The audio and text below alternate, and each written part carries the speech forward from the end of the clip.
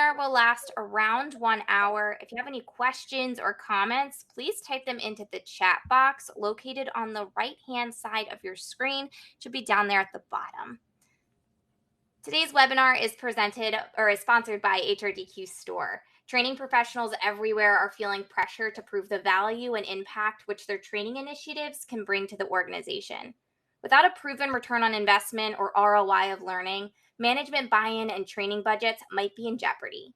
HRDQ Store provides a range of tools for calculating the ROI for your learning initiatives. Don't let your initiatives get axed before you prove their bottom line value. Learn more at hrdqstore.com/ROI. Today's presenter is Dr. Jack Phillips. Dr. Phillips is a world-renowned expert on accountability, measurement, and evaluation. He is chairman of ROI Institute, which provides consulting services for Fortune 500 companies and major global organizations. He is the author or editor of more than 100 books, including The Business Case for Learning, found at HRDQ Store, and conducts workshops and presents at conferences throughout the world. Thank you for joining us today, Dr. Phillips. Thank you, Sarah. My pleasure. Welcome to our session. This is a session that you have asked for. We've had several participants from previous webinars to say, would you take us through a case study step by step and think about some of the issues and some of the decisions were made? So we're going to do that. So in doing so, we'll show you how the ROI methodology works as you try to use it to evaluate any of your projects or programs. And then think about the different approaches you can take with different parts of the process. We'll show you some options and try to help you think through some of the decisions you have to make. And then plan your next step for going forward. What would you do to show the ROI of a program?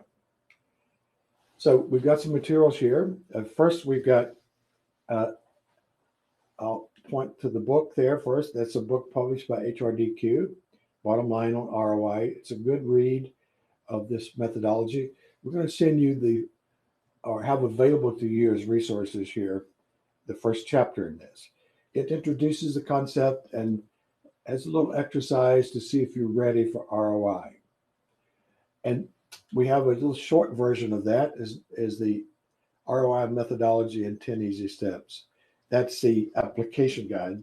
It's a guide you would use as you apply this. It's got the key concepts in that book, but laid out in 32 pages instead of 150. And we've got a case study here. You have a copy of the case study. We'll be discussing it today, but we want you to download that case study and read through it as a follow-up so you can see how all those things that we discussed have been done. Then you've got, obviously, a copy of the recording as well of our webinar. So those are the resources available to you. At the end, we'll come back and talk about those. So we're thinking about any programs or projects that we have going on. You know, what keeps them from delivering a positive ROI? Well, we've been doing this for a long time. I should say at the ROI Institute, we'll actually do studies for you, or we'll teach you to do it, or we'll do it together. That's our three approaches. Our preference is to teach you to do it. And as we've done this for so many years, we realize that sometimes they don't live up to their expectations. And these are the typical reasons. One is waiting too late for the evaluation. The worst thing we can do is to implement a major program with no plans of evaluating at the impact and ROI. And then someone later asks the question, so what was the ROI on that project? Well, it's too late now. We'll talk about that. We need to think about this early and often in the process.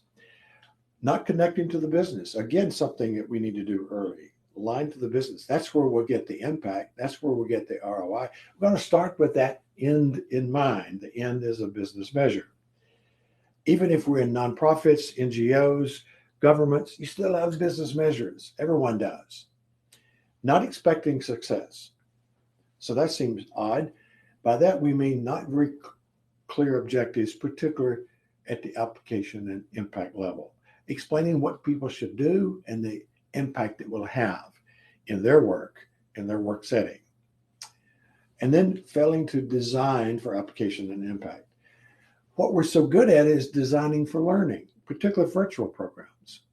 We're getting good at that, but we're ignoring sometimes what happens with what we've learned. We don't necessarily design for that. We need to do that. And finally, not sorting out the effects of what we do in our program from other influences. Interesting point is that those first 4 items there are all things that we do up front before we get started. So you can see the importance of planning this process in the beginning. And think about the chain of value, chain of impact. It's there all the time. This is a handy way to think about any project you have. It starts with inputs. That's who's there and how long are they there, and maybe the cost. And then reaction. Is it relevant to their work? Is it important to their work? Is it something that they will implement? Is it something they will recommend to others? Those are 4 very powerful reactions that we want. And then learning new concepts, new issues, skills, competencies. That is knowing how to do something.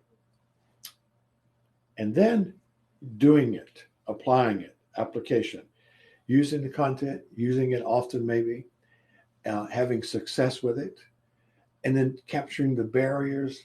That's what got in the way, and the enablers, what helped it be successful. So we get a good understanding of how we can improve it going forward. And then impact. Impact is critical. It's what the executives love. You can see executives prefer this. We've done lots of studies with executives, and that's their number one measure from anything that we do. How do you connect to the business? And they like to think about productivity, time, quality, costs, incidents, accidents, retention, customer satisfaction, customer complaints, sales growth, all of those things that are measured now. That's their world. And it's our world as well. That's impact. We have to take the step to sort out the effects of what we do. And then we calculate the actual ROI. We do it 2 different ways: the benefit cost ratio, expressed as a ratio, and then the ROI expressed as a percent. Now, when you think about this value chain, here's a reality. Every project that you've been involved in has an ROI attached to it. We just don't know what it is because we didn't measure it. It's there. It could be negative, it could be positive, it could be 0. It's there. This value chain holds up. We've got to be smart and when we go down to ROI, and be credible when we actually do it. And more importantly, design for it so we have it when we need it. So there's the value chain. Here's the ROI calculation, just quickly showing what it's about. BCR, benefit cost ratio. That concept comes out of governments. It's just a ratio here that we develop. ROI is more of a business term. It's benefits minus the cost divided by the cost times 100. That let's just put a percent on it. So it's a rate of return expressed as a percent. Here's an example. You had a program that cost $339,400, benefits of $756,000. You can see those 2 calculations there. You got a 2.23 to 1. That means for every dollar we invest, we get $2.23 in benefits, $2.23 in benefits. ROI is saying 123%. That means for every dollar we invest, we get our dollar back plus another $1.23. See, that's 2 ways of saying the same thing. We do that because those 2 measures are the 2 most common ROI measures on the planet. One comes out of governments, the other comes out of business, but it's really the same data set. Now, some things get in the way. Let's do a poll. Let's see how we perceive the value of what we do now. So here's some statements. I want to see if you think it's mostly true, mostly false. The first one is most learning and development is wasted, meaning it's not used. Mostly true, mostly false. What do you think? Based on your experience and what you've seen. Second, the learning and development function, outcome desired by the executives is rarely measured. What do you think? Mostly true, mostly false. Number three, most learning and development providers, that's us, do not have data to show that we make a difference in the organization. By making a difference, we mean there's application, they're using what they learned, and there's corresponding impact that goes with it. What do you think? Is it mostly true, mostly false? And four, most executives see learning and development as a cost and not an investment. What do you think? True, mostly false. And finally, most executives view hard skills more valuable than soft skills. What do you think? Mostly true, mostly false. So let's see what we have here.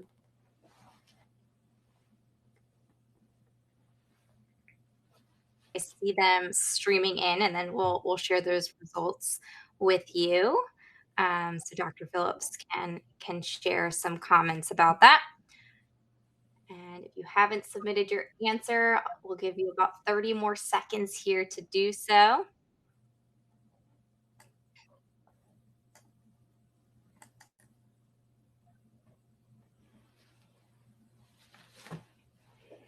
Okay, great. Let's share those results. So you have those results now on screen.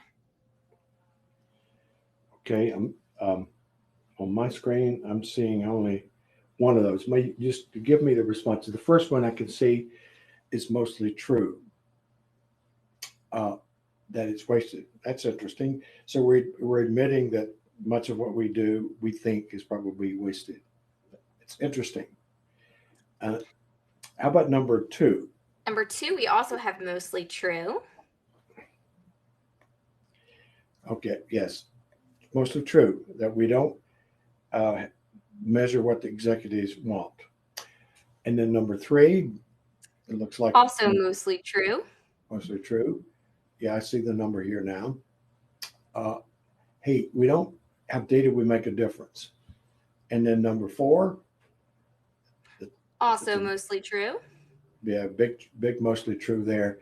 They see it as a cost and not investment. We know what they do with cost. They control it, they maintain it. Eliminate it, freeze it. During the pandemic, we've seen two terms used a lot. We freeze it or we postpone it. That's a nice way of saying, let's kill this thing. And then finally, number five, mostly Also true. mostly true. Yeah. So, but we got great evidence, lots of data that would dispute that last one. That soft skills add more value, they're more valuable. And executives will admit that when you think about it. The great places to work are created by soft skills. The most innovative companies are created by soft skills. The most admired, the most profitable, the most sustainable, all of those things comes from soft skills in the area of leadership and teamwork and team building and communication and empowerment, engagement, those kind of things. So we got some problems, challenges. We've been working on these as a team, but we got to work more. Those get in the way. When you say that, you're basically saying what we do is wasted. We don't measure what the executives want. We don't have data that we make a difference, and we're perceived as a cost. Just those four alone, you can see it. You'd ask, why do they even support us? If you went to your procurement department and asked them those questions, they wouldn't say that most of what we do is wasted. So what we're admitting is we know it's not working as well as we can, and we can change this, and we are, but it's been so slow. We've got to step up and tackle these things. That's part of what we'll be doing today as we go through this process, is how do we make this work? And here's our methodology. This has now become the most used evaluation system in the world. It cuts across all kinds of functions, not just L&D. We know most of you, if not all of you, are in the learning and development space, but it works in any process. But it starts over here start with why, connecting to the business. You saw that earlier. We got to do that in the beginning. Make sure we have the right solution. Sometimes we try to put the wrong solution in, and that won't get us anywhere. And then make sure we expect success, designing for those level 4 impact. Success has not occurred till we get to that level. And we set objectives for reaction and learning and application and impact to tell us how we get there.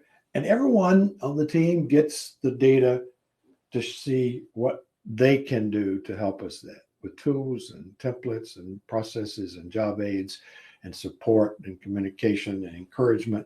How do we get to level 4 impact? Then we collect the data for level 1 and 2, so making sure it matters to the people involved. If it doesn't matter to them, it goes nowhere. And then make it stick. That's a routine use of what they are doing, along with the impact. That's the application. That's level 3 and level 4. Level 3, level 4. Now, when we get to level 4, impact, that's data that we thought we would drive. This is our hypothesis here. We thought we'd connect to the program. This is now evidence that we made a difference. To be credible, we got to sort out the effects of this. That means we sort out the effects of our program from other influences on that impact data. So we see how much goes to what we're doing. Then we convert it to the data to money credibly. We then bring in all the costs to make it credible. We include direct and indirect costs, all the costs, and we calculate ROI with those two formulas that we just talked about. We recognize some measures like teamwork, maybe collaboration, stress, things like that might not be converted to money normally, regularly, at least with a reasonable amount of time in a credible way. So we leave it as an intangible, still important. It's an impact measure, not converted to money. Then we tell the story. Tell the story with data now.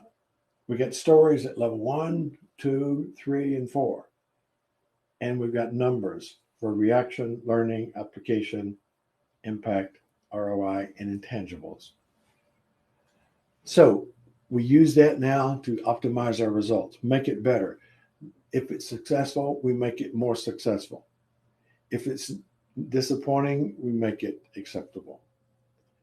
We're making a great case for influencing our funding. The number one reason people get involved with ROI these days is the funding. I want to get my budget approved. I want to keep my budget from being cut. I got to show that we've used this budget properly, those kinds of things. Budget, funding. That's where we want to go. But we have to be careful, be selective. This is the percent of programs each year that we suggest you evaluate at each level. If you got 50 programs, all of them would get level 0 and level 1, and almost all of them at level 2. And 15 of them, 30% of 50, 15 get the level 3. And then a third of them, 5, gets level 4. Half of them, maybe 3 now, gets level 5. That's what we recommend. We think that's a logical, rational way to look at it. Executives would accept that. You can get that profile for about 3 to 5% of your budget. And it can be done, even more than that. What you see for the benchmarking there is what our users are doing, our best practice users. You can see their numbers are higher. They realize the value of capturing data at level 3 and 4 and even 5. So they push those numbers up some. I don't know if you need to go there or not, but certainly you don't want to go much more than that because you get too much analysis. So being careful. I want to go to a study now. I'm going to talk through this with you and just tell you what's happened here. This is a case study that's going to be published in a new book that we are publishing with HRDQ. It's on proving the value of leadership development. It's one of 12 studies that will be in that new book. And this is an empathetic and inclusive leadership program and said a well-known technology company. Here's the issue. As with many companies, They say, I think we need a leadership team that's a little more sensitive. They'll listen to the team better, and they will make sure that they're got the team involved and included in key things that are needed. And so let's put this program in place. And here's the skill sets that they concluded that they probably needed based on some research, based on some focus groups, based on some discussions. The things that you see here would be very common competencies for this kind of program. So, how do we connect it to business? Think about that. See, it's coming to us as a concept. Hey, I think we need this. I don't want to say this, but we sometimes do this because others are doing it or because it seems to be the thing to do. But they look beyond that a little bit. But what would you do? So we got some possibilities. You could discuss it with sponsors. What would you do? Why don't you put in the chat box, what would you do? B, discuss it with the sponsors. Try to pinpoint them to see what measures need to improve if you do this. Or maybe we look at some what measures might be improved. This leads us to something like turnover, maybe, or complaints, or absenteeism, or something like that, maybe. Or to try to find a similar case study. Do we have something out there? Or ask them, what happens if we don't do this? What's it going to show up? How's it going to show up on your scorecard, dashboard, KPIs, or whatever? And maybe there's something else. So Andy Vance is our producer here. Andy, what do you see going on? And Sarah's also watching the chat. Yes, so you can take your a moment here and type your response into the chat area as to what you feel would be the best option for the question at hand. And we do have responses coming in, and they are a bit all over the board. We have some people saying all of them. Yeah. We have an E. We have a mix of B's and C's as well. Those are. And we have more all of them. So we have a mix here being typed into the chat box. Definitely seeing a lot of all of them. So we'd agree. You're not stuck with one thing. We're trying different things here. We look at what's available. Sometimes a sponsor can help you get right down to it. Sometimes they cannot, or will not discuss it with you so much. So there's other things that we might want to do. In this case, they said, well, we know that we have turnover a little higher than we think it should. And some of our exit data says they're leaving the boss. We know classically people are attracted to the organization, but they leave their boss, the manager. Doesn't always work that way, but that's very common. So they see some of that going on. And they also see things like some people taking a lot of extra days off more than others. Maybe that's an issue. And they also see transfers. See people transfer from one place to another. And they suspect some of that is to get away from the boss that they have. And it may be others. So this kind of discussion is leading us to some measures that we're getting comfortable with. And then they said, okay, let's go with this, we think. And this is how we think the design should be. Some modules up front, some classroom learning, 2 days, and putting action plans in place. An action plan is where you plan to use what you've learned, all with the goal to meet, like to improve turnover or transfers or absenteeism or something like that. And then making sure we design for application. We have coaching available We give them some review videos to look at, and we provide a way for them to network and share and collaborate as a team. 48 people will go through the first 3 groups. That's what's being evaluated. So with that design, how do we validate that this is the right solution? Will those competencies presented that way drive those business measures? So here's some possibilities. Look for research that connects these competencies to impacts. As participants, do you think you can improve, that you can think using these competencies with your team will improve the business measures that you've identified? Ask the content experts to validate, that's the people who know this solution well, ask them to validate that these competencies will drive a business measure. Or locate a similar study. So what do you think? What would you do? So let's see what we get from the team. You can just type in A, B, C, D, E, or multiple ones or whatever. Let's get a flavor for what you would do. Yes, so continue to type your responses in there. Oh, I'm seeing lots of B's as well as C's. B and C seem to be a tie here. Yes. All right, so let's go with that. And here's what was done for those first two steps in the model. They looked at some benchmarking. That's arrived at something they were sensing it was a connection here. Voluntary turnover, transfer, absenteeism, job engagement, but with an option for them to select other measures if they wanted to. Now that's interesting. So we think that this leadership will affect turnover, transfers, and absenteeism, which we have somewhat of a problem, not very serious, but they have it. But it may be other measures as well. And then to get to feasible solution, it's basically asking these are leaders, do you think you can improve those measures that you've selected? By the way, they're selecting what they want to choose. You're just giving them some to select from, but also the option of selecting others.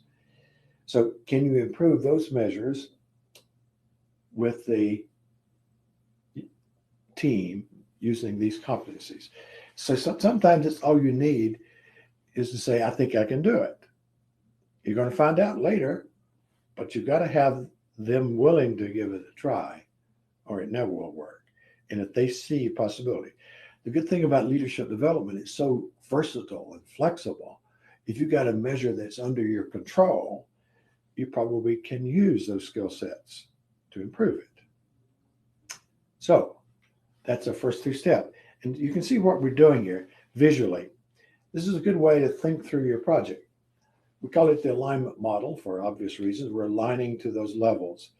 This is where we want to go. We want to evaluate this program all the way through to ROI. And the data that we collect here is spelled out in the objectives here. You've experienced that before. When you're evaluating a particular level, like learning, you always look at what's the learning objective. That tells you what to evaluate. But it works that way for every level. But what goes in as objective comes from our needs assessment. And it's basically saying, is there a need for positive ROI here? If the answer is yes, it was here, we're going to have an objective here. And what basically you're saying, do you want it to drive more value than it's costing you? The answer is yes.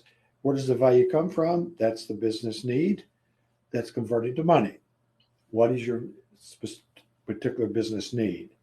And that's going to set your impact objective. They were asked to select 2 at least out of that list you're given, or they can add to this. So they have 2 impact objectives. Now, that's why. That's the first step. And then the solution here, you're basically asking, can you improve that business measure using these competencies on the job? They had to say yes. Otherwise, select another measure because you're admitting you can't change it.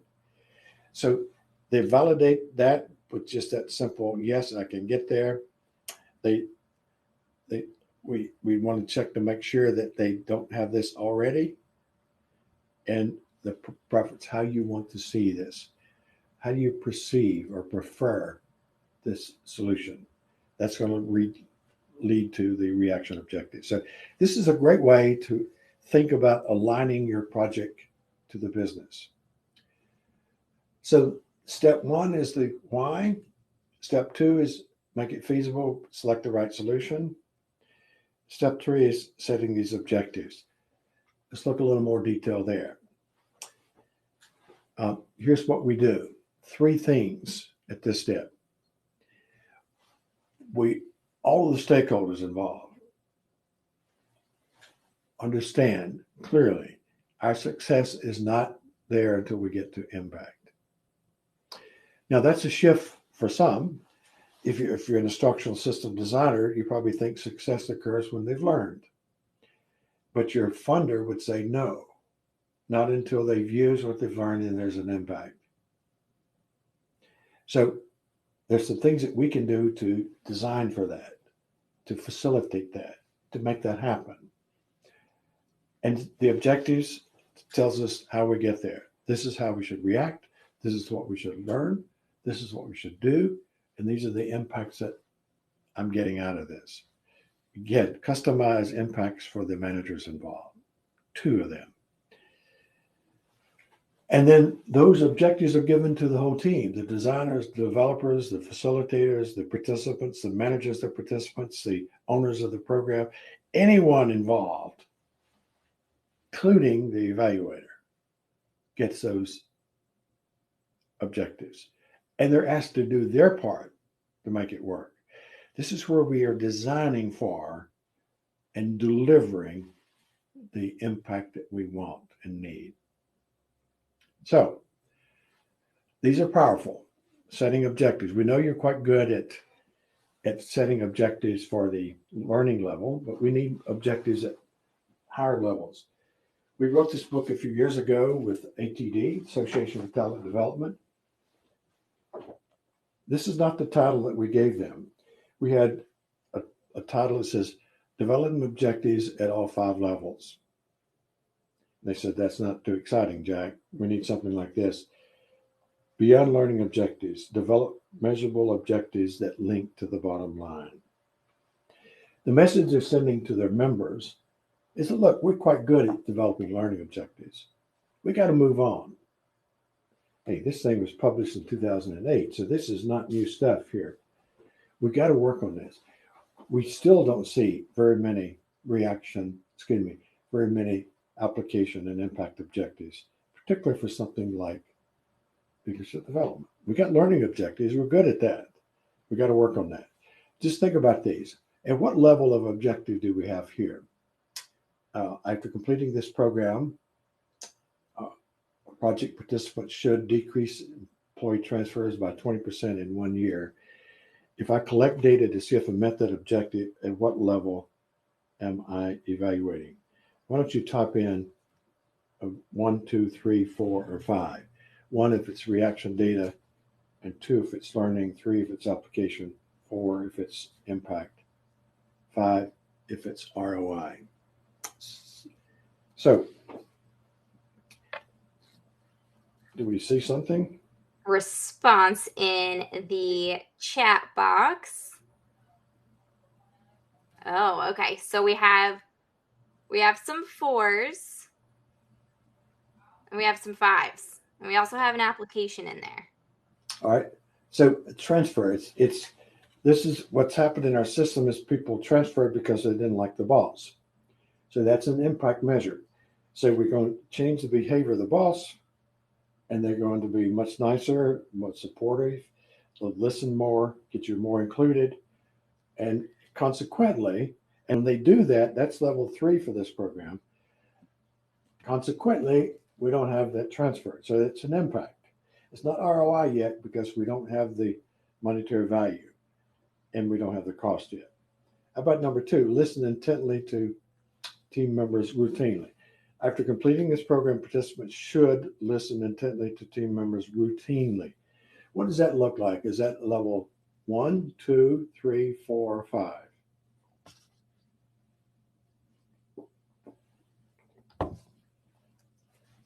Oh, so majority 3, and we do have a couple 2s as well, but Yeah, overwhelmingly 3. 3. I go with 3 because it's something they're doing routinely now.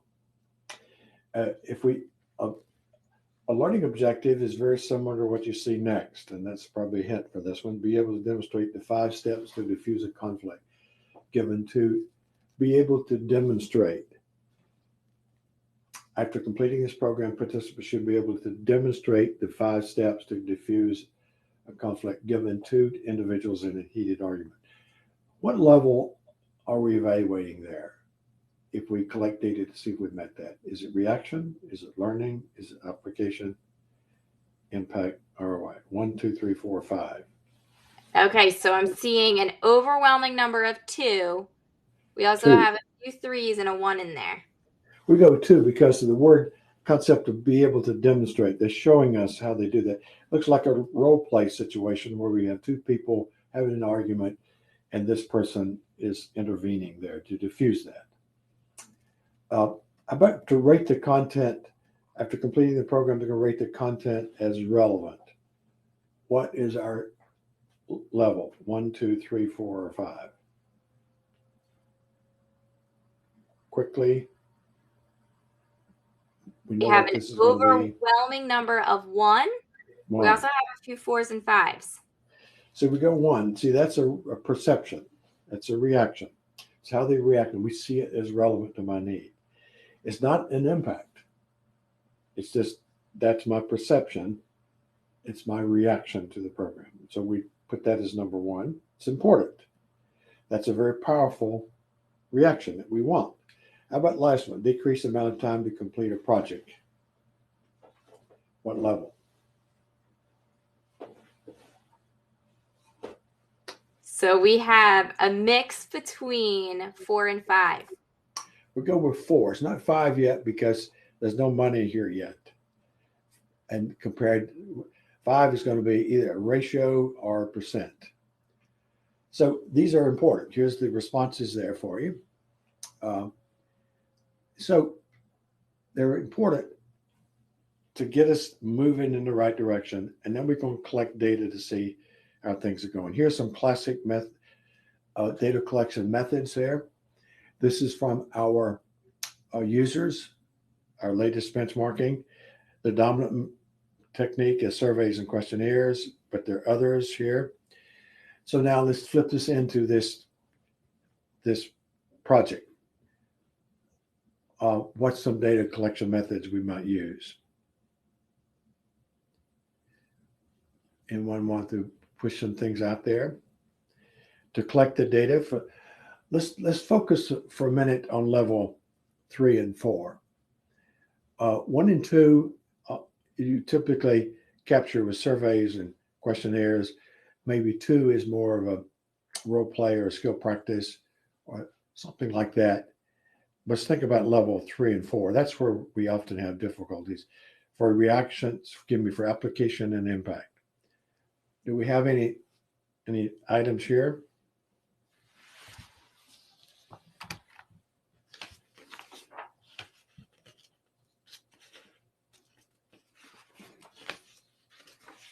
See any things there?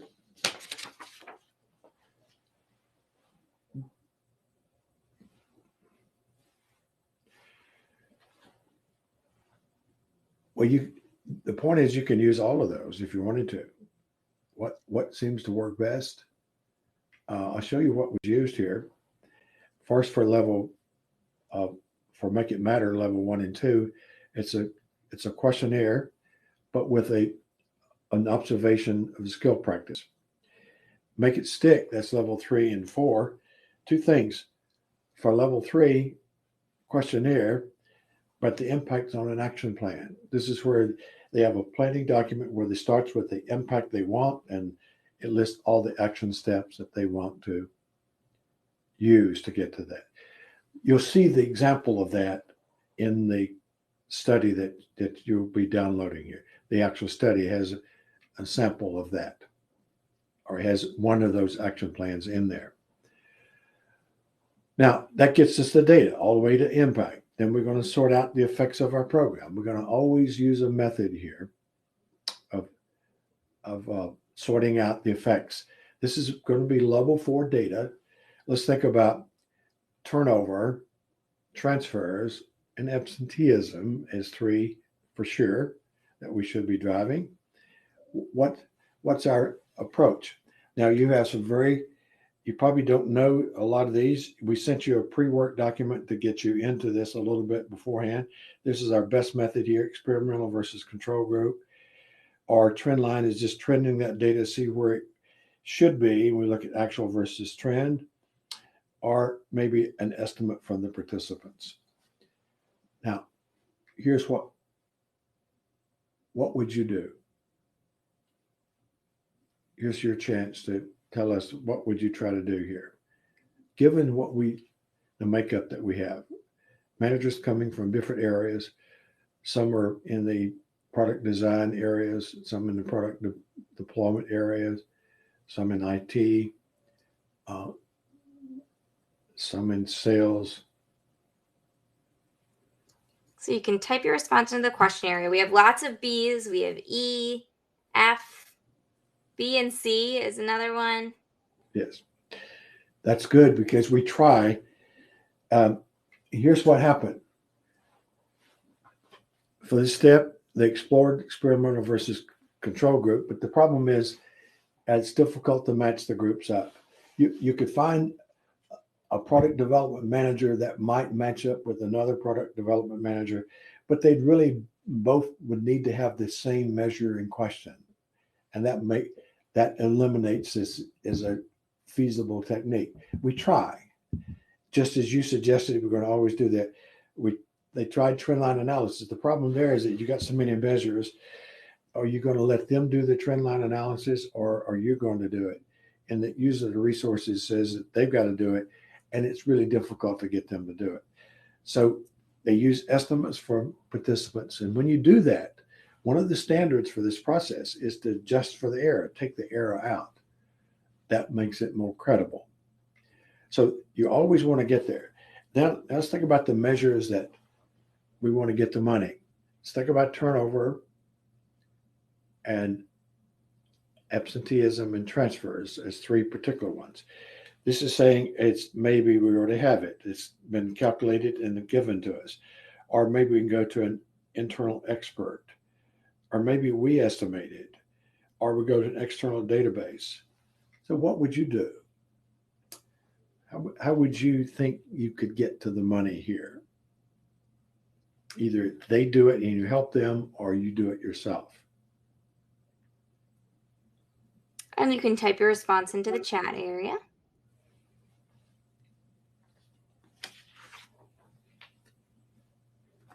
Let's see, what do we have here? We have a D. Some more D's. We have a B coming through. Yeah. Lots of D's. Okay. F2. We have another. Okay. All right. So good. That's paralleling what's happening here. You see, the cost of turnover, it should be available from HR. Sometimes it's reported out. If it's reported out and it's accepted, we call that a standard value. The good news is that there's so many standard values out there. People know what it is because we're told, and it's accepted. If not, we go to the experts to get it. HR provided turnover costs and costs for transfers, and absenteeism was from the payroll. Someone that keeps track of absenteeism. Those are internal experts. What's it costing when there's an absence? See, we don't want to have to calculate that. But experts are usually there. If it's a measure that matters, it's going to be there. Someone's already calculated that.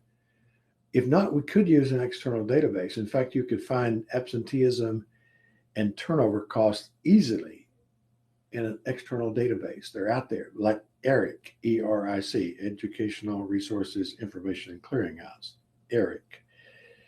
So when when you've got the money now, you can get to the monetary benefits for this program.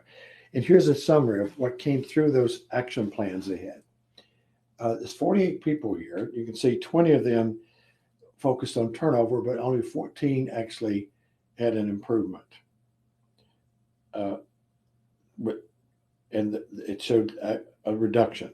I should say this is the number of turnovers. It could have been in a smaller number, but the point is not all 20 had improvement there. Transfers the same. 26 thought they would be there, but only 9 transfers were connected to this program. Absenteeism, the number of days, again, it wasn't, when you consider 18 people thought it would affect absenteeism, but only 25 days annually, projected annually. If they're collecting this like in 6 months, they'll be pushing this out annually. So you could see there's loose connection here, stronger here on a percentage wise that you might expect. Here's the monetary value that comes from those sources. So this is the annual value. But then we ask this question, how much of this improvement goes to this program? That's the isolation by participants. Here's the error adjustment. 72%. When someone says, I'm 72% confident, that means there's 28% error. 100% is certainty. So we're going to take 28% away from that number. You do that by multiplying through by 72%. So what you have here on this column is their annual value times the contribution times the error adjustment gives you this number. Now, there's a few other measures. Some picked other measures, not many, but they came through here with a pretty small amount.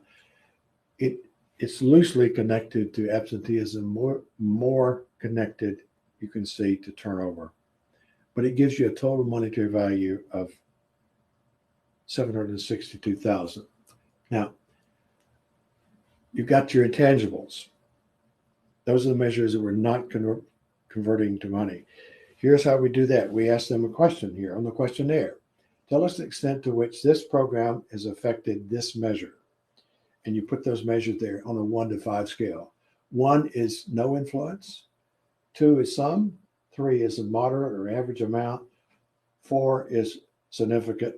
5 is very significant. You can see you've got, for the most part here, 4s and 4s. And so very tight, very strong connection, as you might expect, to these intangibles. For some executives, this is more important than the ROI. We funded these programs on intangibles in the past. Certainly, we want to keep these and report these. These are important. Now, to get to ROI, we're going to need a cost. Which costs would we include? Here are some possibilities. Which ones would you include? And you can type your response into the chat area. Yes. Chat, tell us. I think I know what the answer is going to be here. We have a lot of alls coming through. Yeah, it is all. That's the point we want to make. Here's the cost. It's all of those costs. You want all the costs involved, even the time away from work of the facilitators,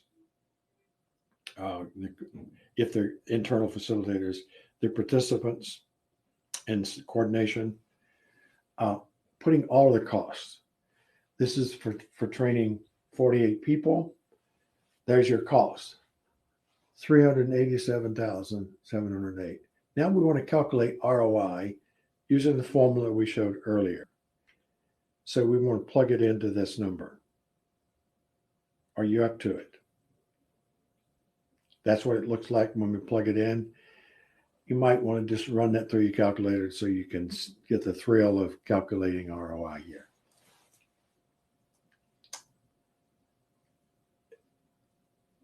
And we'll quickly show you this. This is what you have coming through this. This is quite successful. You have an ROI objective set, which is usually around 15 to 20%, very low.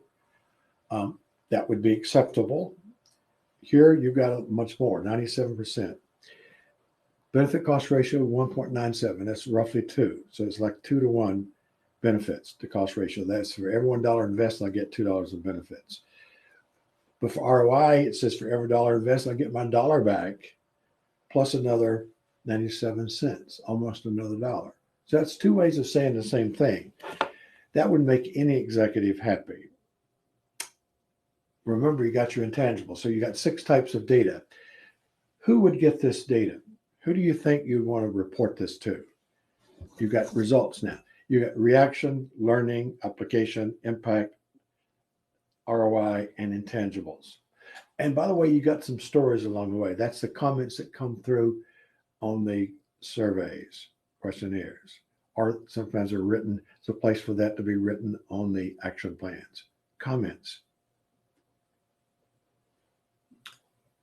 So, Sarah, I bet we have some Mostly expected people are saying results as well here.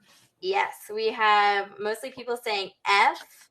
We also have all, especially A. We have a couple E's. Yeah. And a few more A's. Yeah. The key thing is, yes, it's almost all of them, 4 of those. These are 4 key areas. One is the people who wanted this program or supports the program or fund the program. We just call those executives. Sometimes we call those sponsors. The immediate managers of the people involved need to know the value of this. And the participants, that's the poor souls in the program. This is their data, their success. And our own team need to see this. So we get familiar with it here. Those, in our mind, are the minimum 4. But you could have more, like the other executives, or even externally. Lots of key ways. This could be a good publishable case study, as it turns out. But unfortunately, the legal department wouldn't let this be published under their name, which is sad, but it happens many times. So the last thing we do is use this to get good things. You make it better. Although it's successful, we want to make it more successful. There's a number 3 is important here. It might be better to still trying to force them into turnover, transfers, and absenteeism. Just let them pick a team measure. For a leader, almost any KPI they have is a team measure. So they select the team measure they want to improve using these competencies. I think that makes it much better. That was one of the things that they changed to make it work better. So here you're using this to get support, using this to get funding. There won't be a problem getting funding for this. Now, interesting point, just on this issue. We know executives will support DE&I, diversity, equity, and inclusion. They all do that, and that's good. But you really got them if you can show the business contribution, because not only is it the right thing to do, this is a good business decision. And here you clearly see that for your stakeholders or stockholders in this case. So that's it, 12 easy steps. So we've shown you in just a short period of time a project, took you all the way through it. What did you get out of this? So let's do a poll here. Let's see where we are. Select any or all of these. Sarah, do we have the option of selecting any or all?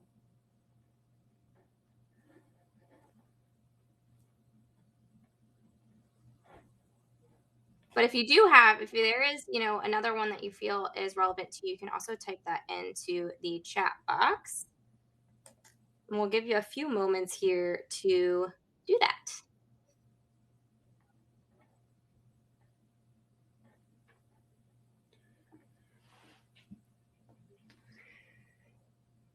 Let's see. We'll give you 30 more seconds. If you haven't voted yet, you can do so now.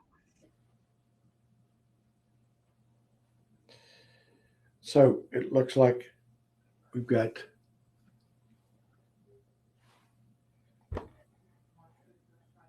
Share those results too on screen. Okay, so the results are up on screen there. Do you see that, Jack? I see the first three. What's the E? Yeah, so we have I'm aware of the steps in an ROI study. That was 9% of the audience today. I realize that there are several options for each step. That is 12% of our audience today. I see how ROI can be applied to my programs is 15% of our audience. With the right tools and resources, I can make ROI work is 6% of our responders today. And then finally, with additional training, I can be successful at making ROI work was 21%. We did not have a single participant today say that they are still lost. Well, that's good because I expected some people to say that. But this is encouraging. I think our work is done. Let's see if you have any questions here. We've got a couple more points that we want to cover here. We remember to get the resources. You can use this scan code, QR code, I should say, and you'll get those documents there. And if you want to go deeper into this and want to learn, we've got some possibilities. There's one there in June that's we host with the HRDQ. That's a live virtual certification, June the 20th through July the 1st. But there's some in-person and virtual ones. If you want to go deeper into this and finish the study and become a certified ROI professional, that's what you would do there. But let's see if there's any questions. Just give us some questions you have, type them in, and between Sarah and Andy, we will try to address those in the next minute or so, a few minutes. Yeah, so we have 3 minutes here, so we should be able to fit in a question or two if you type that into the chat. And we did have a question come in earlier, and that question is from Herno. And Herno said, "I struggle to understand what the real purpose of the action plan. What is it exactly?" Okay, an action plan is built into the process. They know it ahead of time. It's there, and it's a document. As the name implies, it shows you a way for you to list the actions you're going to take to achieve a particular impact. So it starts with an impact objectives. I want to reduce turnover from 20% annually down to 15% annually. I want to do that in 6 months. That's our objective. And now what am I doing with my team? This is what I'm learning in my program. So content in the program shows up in the action steps that they fill out. The right side of that plan is a place for you to list the impact objective in more detail. What is the unit measure? 1 voluntary turnover. What's the monetary value of that? We got that from HR. And then how much did it change during this 6-month period? And now what percent goes to my program? What is my confidence in that number? That's the error adjustment. So those action plans give us the data now we need to fill out that table where we had the money. It's a great tool. To me, it's better than a detailed questionnaire to get that information. You see an example in the case study when you look at it and you download it and look at it, you see it laid out there for you. If you need more examples, we can certainly show you that. Great. And we have 1 more minute here, so I'd like to squeeze in 1 more question that was asked earlier, and we had some conversation happening amongst the audience. And this question comes from Adriana, and Adriana would like to know, do you think executives' view of hard and soft skills depends upon age or experience? Yes.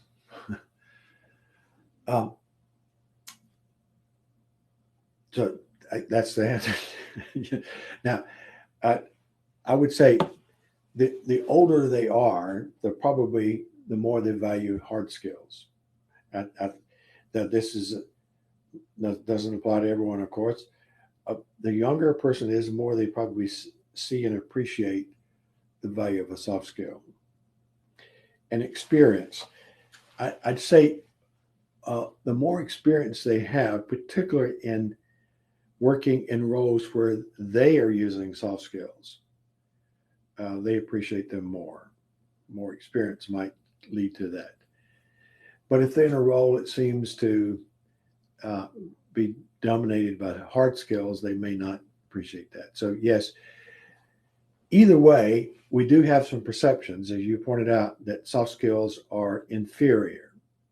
And I don't, that's horrible. The word soft itself makes us think inferior. So I don't like the word soft, and I know many people don't.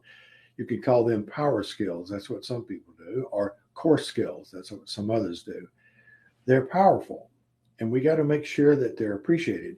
One of the best ways to show the appreciation is to do what we've just done in this case study, showing how a soft skill can deliver hard data, even a positive ROI. We got to change the perception. We've seen it happen with many. And again, if you need case studies beyond this one, let us know. We got lots of them. We can show you more. But thank you for your time. Thank you for your engagement.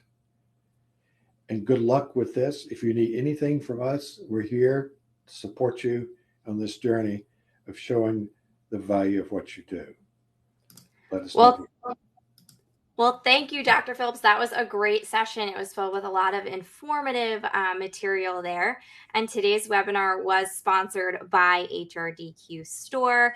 HRDQ Store provides you with tools for calculating ROI for your learning initiatives. Be prepared to prove the value of your learning initiatives before they're cut from the budget.